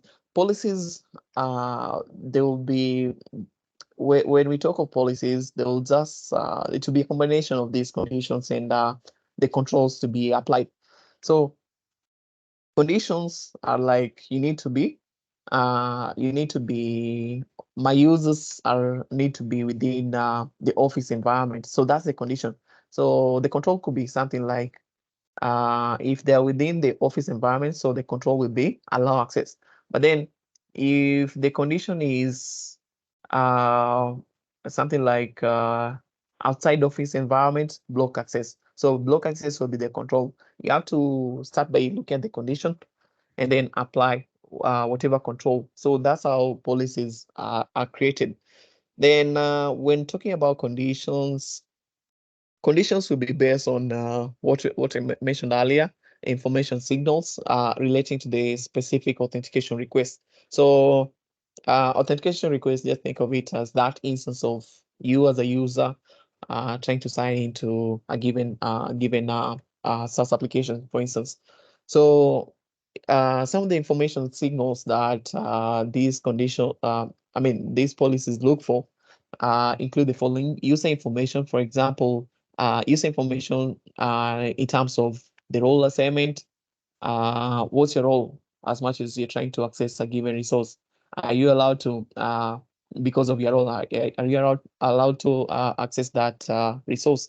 Then things like group membership, maybe uh, the group that you're in has permissions to access that resource. Maybe the group that you're in has been restricted from accessing that resource. Then another information signal is the user location. So where are you trying to sign in from? Is it within the allowed area or outside it? So maybe you only know that your users come from Kenya. Then you see a user trying to sign into your services. Okay, not see, but you know that your users come from Kenya. So how you do it is that you come up with these policies such that in case the system notices an IP address coming from a place like China trying to sign into your service, just block it automatically. Then something like a user device information, that's another information signal to rely on when coming up with these uh, policies.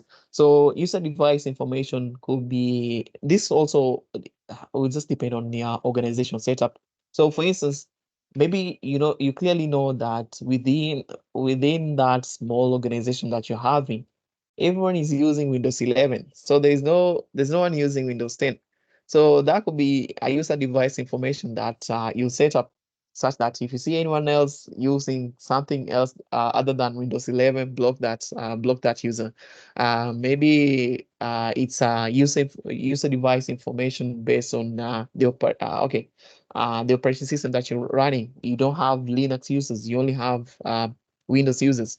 It could be, I believe it could also be things to do with maybe whether your device is running something like an antivirus, because there are some sign-in that will try to look at that. Then finally, the client application which the user is trying to access. I think that is pretty straightforward. So what application are you trying to access? As much as you're the user, we are looking at your credentials. They are okay, but then what application are you trying to access? Do you have the authorization uh, to access the application and so on? So that's just it.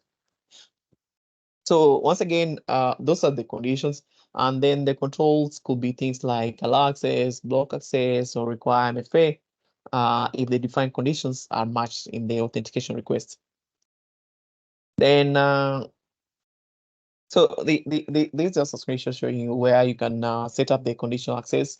All this, one trick about this is that, let me see the next slide first. Anyway, let me show it to you.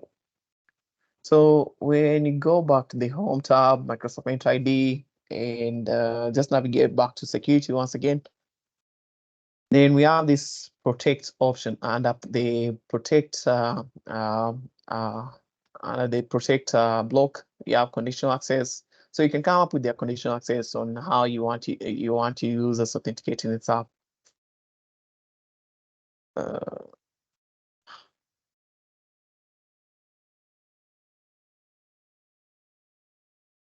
And I think this is the fourth option. So the fourth implementation that you can do just to protect identities within Microsoft Azure, or more specific Microsoft Entra ID, is to use Microsoft Entra protection. That ID should not be there. So uh,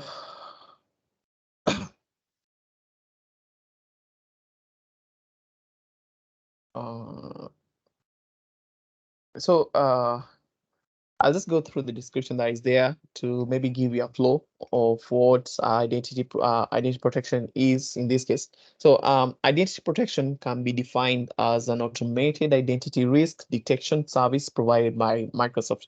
So ideally, when you want to protect something, you may first start by trying to detect what are the risks associated with whatever you're trying to protect. Because once you understand the risks, then you can be able to, come up with the right strategies in place to just kind of like counterattack this risk whenever they come through. So it can help us to by identifying risk, it can help us to automate and actually identity protection can help us to automate the detection of indicators of compromise or the IOCs and suspicious actions for our user identities, that is in Microsoft Entra ID signing activities. So to understand identity protection, there are four main concepts that we need to grasp or understand. So the first one is risk category. So a risk in this case, you can think of it as a suspicious activity or event related to a user identity. So under risk categories, we have two types of risks. So we have user risk and sign-in risk. So the difference between the two is that user risk is whereby something like what Microsoft does is it runs, I don't know if to say a search or what, but then they do research on, from time to time you hear that this organization has been breached, then their user information has been uh, leaked out there in the public, in the public internet. So people kind of like know this username in combination with this password was being used in a given organization. So Microsoft does that kind of research from time to time. So user risk is such a thing whereby what will happen is that Microsoft will use what you call leak credential feature to detect whether your users within that tenant, whether or your users, their credentials have been leaked out, not really have been leaked, but whether their credentials match the leaked credentials that are out there. So for instance, if you have a user, maybe a user called John Doe within your domain, and this John Doe was just using a straight password related to their name, and the password was something like John Doe. So in the process, there are some leaked credentials, and within the leaked credentials, someone else, John Doe, was using password John Doe. So you see there's that mapping, and someone can use out of luck, someone can use such credentials on your domain, and they'll hopefully be able to have access. So that's a user risk. Then we have sign-in risk, and sign-in risk goes a step further to determine now if that the credentials that were leaked, are they being used now? Because it's one thing to just have your credentials out there and they have been leaked in the public internet, no one is using them, and it's something else to now have the credentials and you're trying to log into a given domain using those credentials. And that attempt or that event of someone trying to log into a given domain using your leaked credentials, that is what we call sign-in risk, because you're trying to sign in. So the next thing to understand is detection types. So we have two types of detection, once again, offline and online. And detection in this case, it's really the latency between when that risk, when a given risk is detected and when it is reported. So something like a user risk, when was it detected and when was it reported, or when did it now become known on your site? So the difference between offline and online is actually how long is actually based on the latency. So for instance, online detection, it has a latency of, I believe it's 5 to 10 minutes. So that would be online detection. Then offline detection, as per their documentation, it has a latency of between, I believe, 2 to 4 hours. So that is offline detection. Then still back to user risk and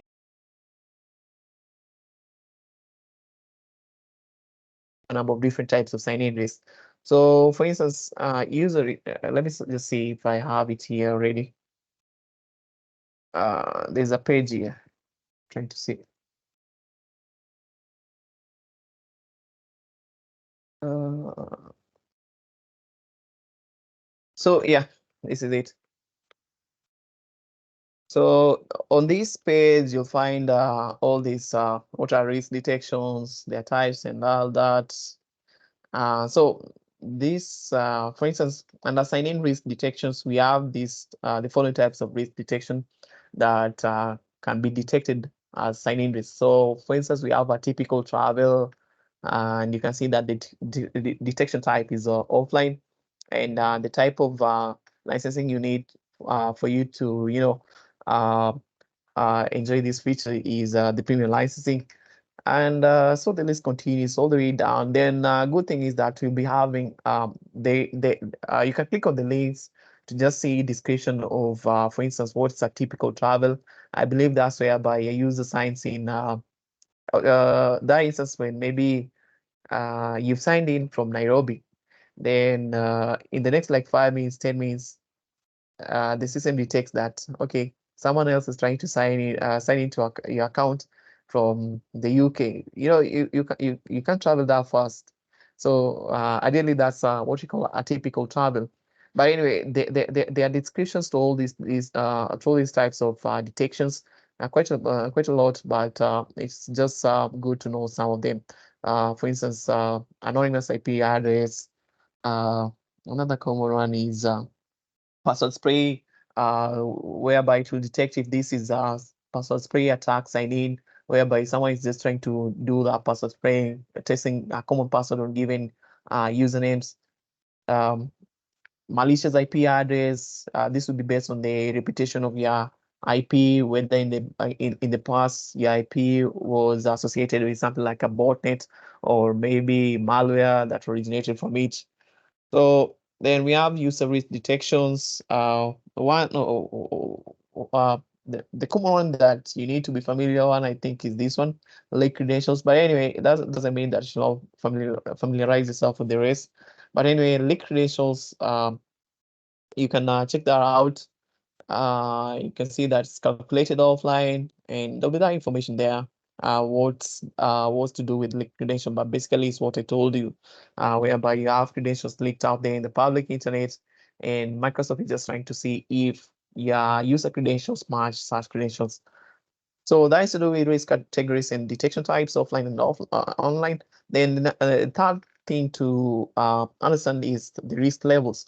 So risk levels, that's straightforward. So you only have three, and ideally risk levels um, is like you can think of it as the threshold that you are ready to accept uh, as a company for a given type of risk. So within that category of user risk and sign-in risk, you'll be having different categories of I mean, you'll be having different levels of risks. So you have the option of categorizing given risks to be low, given risks to be medium or high. Then okay, just to still on risk levels. So the recommendation with Microsoft is that for sign-in risk, you should set the threshold to be medium. So such that in case a sign-in risk is detected and Microsoft's whatever configuration they have done in the background, you just see it by there when when you come across those sign-in and user risk reports. Uh, it's somewhere there. Let's see. Where is it? Uh,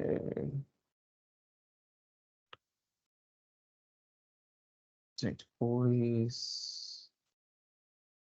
Actually, here.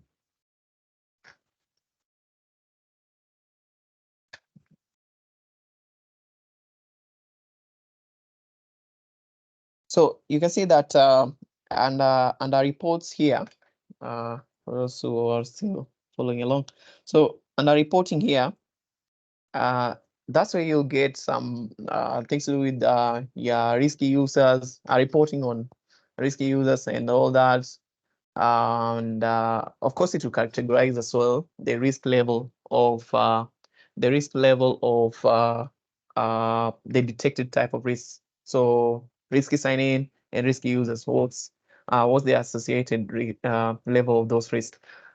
then it will now be up to you as the admin to kind of like just set there's somewhere you'll be setting up that. So under this blade, you can see that you have to go from the home tab, from the home page, going to your Microsoft Enter ID, the security options, security identity protection.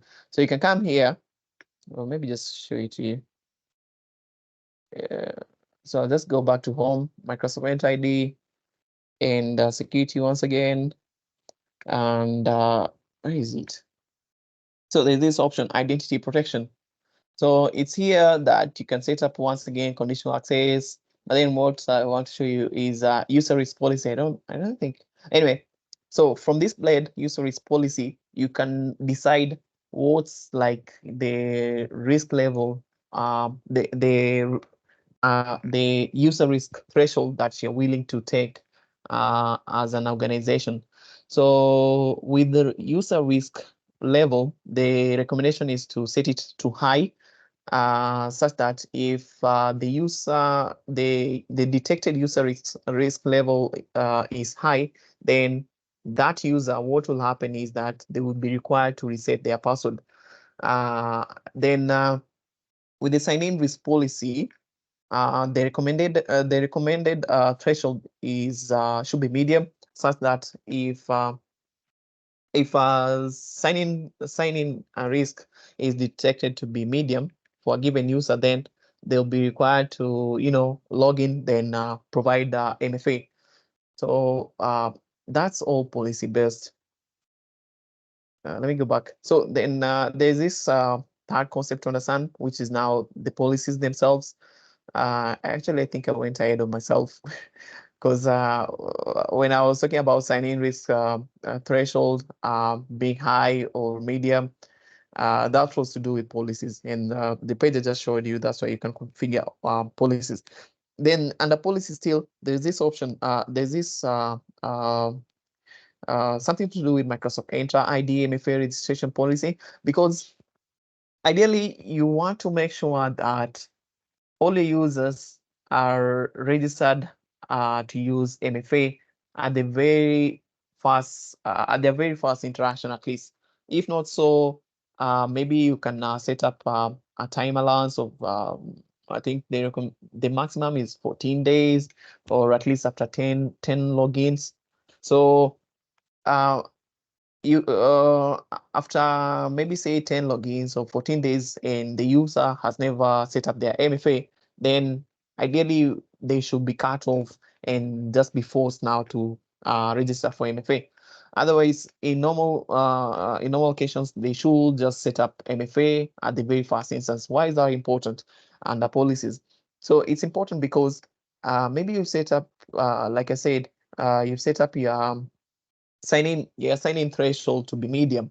So if if a sign-in risk is detected, and that sign-in risk is associated with a given user, then if it's detected to be medium, because that's the threshold that the system is has been accepted to, has been set to take in as the maximum sign-in risk, then the user will be prompted to now log in through MFA. So imagine if it was such a if it was such a moment for a given user and they previously not set up MFA.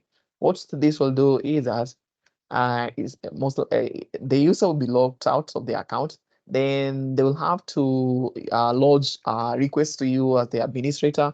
Oh, I forgot my password, or not really I forgot my password, but the system has locked me out because it needs me to provide MFA, blah blah blah, and I need your assistance. So it will be up to you as the administrator to go into the account and do some resetting on their let me call it profile or user account for them to be able to log in. So you can see that's a lot of work on you as the administrator, and it could all be avoided if that user would have set up MFA the first instance. So yeah, that's how the four are related. So ideally, the risk categories, detection types, and risk levels, what they will do is that they will help you with in terms of detecting risks. Then policies, now policies a lot of times will be like will be about you setting up the reaction. So you've already detected something. How do you want to react to it? So for instance, like sign-in risk, user risk, you detected it. Then how do you want to react to it? So policies, that is where you'll set up how to react to uh, uh, the identified risks. I know it's about let me see 11:17, but I only have these like two more slides. Okay, let me see how long it is. Yeah, I think we can wind up on this because there's not much to talk about. So the the third topic when it comes to identity and access management in Microsoft Azure platform or Microsoft Entra ID is what you call Microsoft Entra ID governance. So in the previous session, we were talking about governance and what it entails. So even in terms of identity, we still have some governance to be done. So identity governance ensures that the risk to an organization is reduced even if a user account is compromised. So ideally here, you're not looking at detecting the risks that are there that are involved with user accounts and so on. Here, you're trying to minimize or at least reduce that blast radius in case things go haywire. So maybe a user account has been compromised. So yes, it has been compromised, but then how to minimize the impact that will be there is through identity governance. So without going too much explanations, because they'll be there on the slide, uh, when we talk about identity governance, we have two features that can help us to ensure that we are governing our identities in the right way, such that in case they were compromised, then we can also reduce on that the blast radius. So one of the features is what we call Microsoft Entra Privileged Identity Management, and actually this one changed. Okay, I saw it there, so we can just still reference it as Microsoft Entra Privileged Identity Management. So privileged identity management, this one will be focused on Microsoft Entra ID roles. So the roles that I was showing you earlier, something like global administrator role, whatever administrator role, those can be managed with this PIM feature. So ideally what happens is that uh, you can take, like, for instance, the global administrator role and just make sure what you want to do with that role is that you want to designate that only this individual or a handful of individuals are allowed, or in other words, the proper name is eligible to be assigned that role. So behind the scenes, what happens with PIM is that it follows the zero trust principle, whereby you want to make sure that the access that you're giving based on that role is only granted to, say, the right people. It's that access is as well granted to. The access is as well granted when it's needed and not all the time. So when is what we call just-in-time access, then the access is only granted at the level that is needed as well. So it's just enough for you to do a given task that you are required to do. Then finally, on the principles, you want to make sure that that access is granted for the right duration. So it's kind of like time bound. Maybe it's not an access that you is to be given permanently. So you want maybe you have a contractor on premise in your organization, and you want to give this contractor like the next 8 hours to do his thing. Then once it's gone, that's it. Once the 8 hours are done, that's it. They won't be having access to wherever they were having access before. So that is what PIM helps us to do. Then, other than you designating these roles, you have given it to the right people, the right duration of time, just in time when it was needed, and at the right level. The other thing to do is kind of like based on auditing, which is access reviews. So from time to time, you notice that yes, you got maybe a new employee, they came into the company, the employee has been there for like a year or so, but then this employee moved on. They go somewhere else, a different job to and a different company. So they left the company ideally. So you want to ensure that the access that that employee was having initially, it has been taken away from the accounts. Yeah, because some of these organizations, they allow remote access into their services or resources. So you can imagine leaving such an access to an employee who is now gone. The employee is not no longer there working for your company. Then they still have access to your company. So this could be someone like a disgruntled employee, and they want to cause havoc in your organization. So it's just best to make sure that you have gotten rid of such what you call stale access. So if an employee is gone, then the access should as well be gone. Maybe it was a contractor as well. This contractor, yeah, they kind of like work for the company, but not at all. No, I mean, not consistent. Not they are not that consistent. Maybe they come after a month, work for like 2 days, do their auditing, then they leave the company. They come once again after 2, 3 months. So you want to make sure that you're doing access reviews to make sure that the access that such people were having, they don't have them. So yes, PIM can help us to do that. You can use PIM to just assign access to such employees or such individuals for like the next 3 hours, and then after the 3 hours, that access will be taken away from them. But you just want to make sure it's always good to double check things. So that's what access review will be doing. You'll be going, the access review will go in, double check, does this employee still have this access? Uh, yeah, there'll be more to it, but ideally that's what will be happening with access review. Yeah. Then still on under access reviews, uh, access review will allow you to do the following. One, you can designate what you call reviewers to who will now do the review of those uh, who will do the review of the access that were issued earlier. So this could be departmental. So you as the IT administrator, you don't have quite the time to go into every department, finance. Maybe you have maybe you have like 10 departments. You don't have the time you don't have the time to go into all those departments trying to figure out who was working in these departments and now they have been moved into a different department, or maybe they have left the company. No, you don't have that time. So what you can do is assign maybe the head of those departments, because of course those departments will be having like the heads who's in charge there. So you can assign them as the reviewers.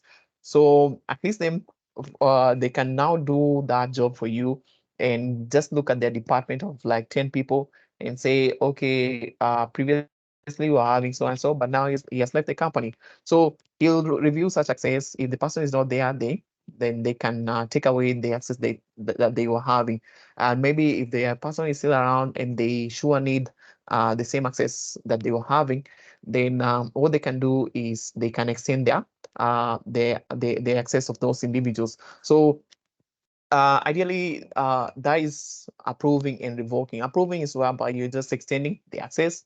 Revoking is whereby you're taking away that access that an individual is having. The other thing that you can do, oh, by the way, something about these access reviews is that you can set, they can be set to happen in they can be kind of like routine.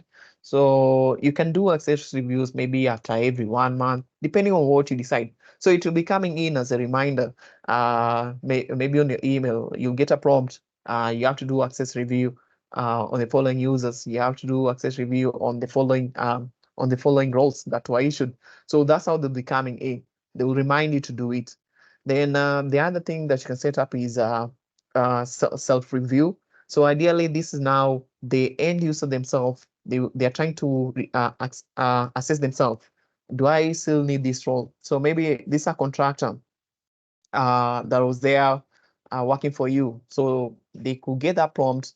And if someone, okay, this one now you have to count on their honesty, because someone could say, I still need a given access, but then they are not using it. So I don't think this could be okay. There's some instances where it could set such self-review, but it will be up to you to decide.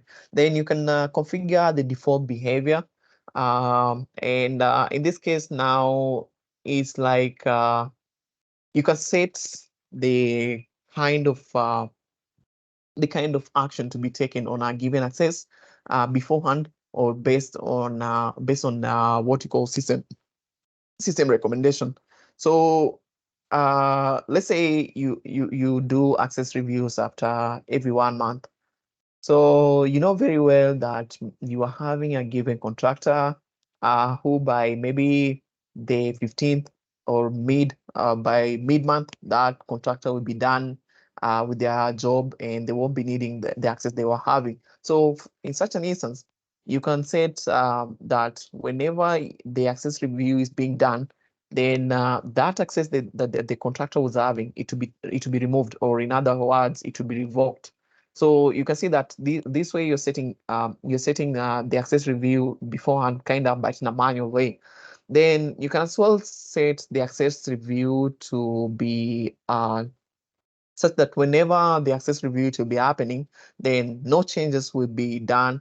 No changes will be done on that access of whatever individual. So ideally, with no change, the access that the individual was having will just be extended. They will keep on having that access. And then approve access.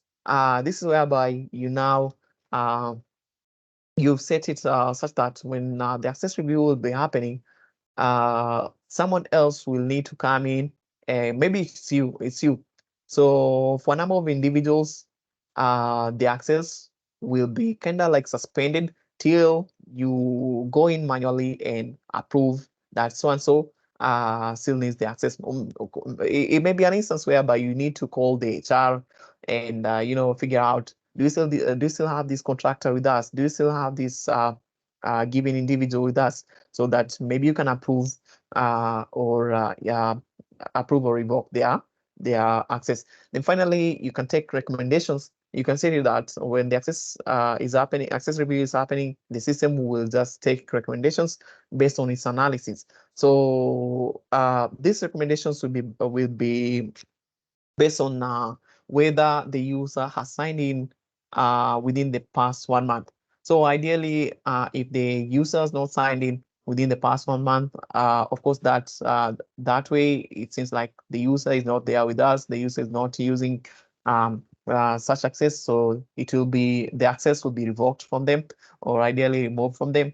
But then if the user has signed in within the past 1 month, then the access will be extended.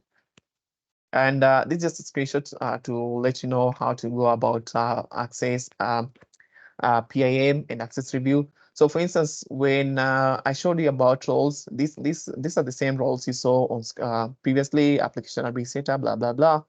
So what you need to do is, I think I can show you this. So let me just, I'm back in the portal here. So for PIM, just search for privilege, or you can type in PIM. So this is the option that you're looking for. You have identity governance, and you have this. I'll go with this Microsoft Entra Privilege Identity Management. So click on that. Uh, then, and my roles here. Okay, most of these blades will give you kind of like a get started blade on how to go about using whatever it is that, for instance, I'm trying to use the PIM. So it will give you a brief overview of on how to go about it. So I'll just go under my roles here, and you can see that I don't have any roles with me. So let me just close that blade. Then my request is whereby the user account that I'm logged in, maybe I'm waiting for approval from the IT administrator to allow me to use a given role. Then approve requests. So this whereby maybe it's me who has now to who has the ability or the privilege to approve other people's requests. Then we can go under Microsoft Entra roles. Let me see here. Sorry, where did I go to?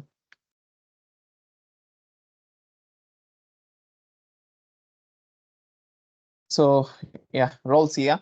Then it is at this point whereby you can create the PIM roles. So you just need to click on add assignment, select role. You select whatever role you have here. The common one, as I mentioned earlier, is like something like the global administrator role. And then scope type. Ideally, this where you want the role uh, uh, to be applied within what scope. So right now it's on the directory and I can't edit that. I think it's because of my licensing, because it's out on this account at least. But anyway, you'll just follow the wizard here, click next and create the role. Then afterwards, what you need to do is you'll have to go into that role. It's just proper to go into that role and do some customizing on that role. I don't know if I have a screenshot on that. Let me see here. Yeah. So, for instance, I was trying to check out this global reader role. So, after you've assigned the role into PIM, privileged identity management, you want to go into that role. Then there'll be these options here. You can tweak them. So, for instance, something that you can edit here is they require approval to activate. Otherwise, if it's on no, then it means that whoever is eligible for that to use that role, then whenever it gets to that time when they are allowed to use that role, then they will just go straight ahead and use that role. Otherwise, if it's set to yes, then um, as much as it has go to that time when they are allowed to use that role, they will still need to get your approval for them to use that role. There's so much that you can tweak here. It's just a matter of playing with the settings here. Yeah. Then I don't have access reviews. I don't have a blade on access review here. Anyway, that has been it, guys. After that point, unless you have a question, I think I've taken much of your time. Let me know if you guys have a question. Otherwise, we can stop there.